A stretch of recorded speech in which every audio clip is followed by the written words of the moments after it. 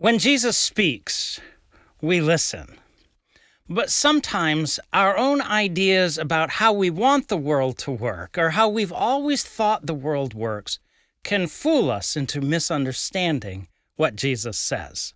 Jesus' parable of the foundations is a good example of this tendency.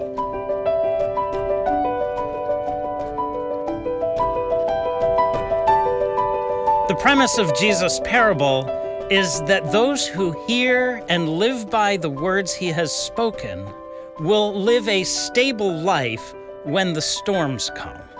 It's very easy for us to misunderstand this or mishear it and tell ourselves that what Jesus is really saying is, if you hear my words and follow them, you will not have storms in this life. That's not what Jesus says. Jesus doesn't say, if you follow me, if you hear my words, if you live by them, then life will be easy.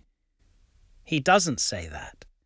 In fact, he uses the word when. When the storms of life come, you will be stable. Do not be fooled into thinking, if I just live my life the right way, everything will be peachy keen and roses and easy. When I hear this, when the storms of life come, it immediately makes me think of the hymn, It Is Well With My Soul.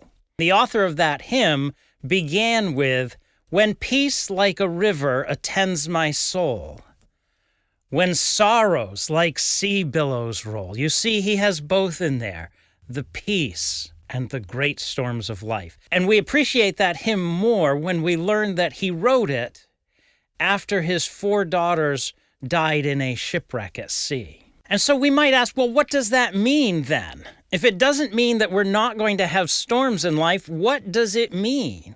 I think a really beautiful example of that from Scripture is Paul and Silas.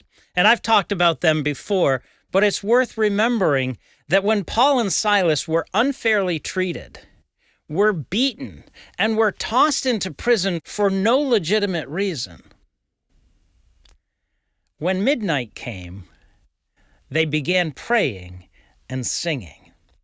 And I think it's worthwhile to ask yourself, what would I do in that circumstance? Would I pray and sing? Or would I spend my night muttering and grumbling and complaining about those who had put me in prison? But Paul and Silas had that foundation that Jesus talked about, and when their particular storm came, they were able to rise above it, not because Paul and Silas were great, but because they heeded the words of Jesus and lived by them. You will have storms in your life. You cannot escape them. They will come. And living a godly life is not going to change that. But living the godly life may mean that when the storms come, you are able to rise above them in ways that you never imagined possible. So don't be fooled into thinking, I'm going to live the good life and that life will be easy.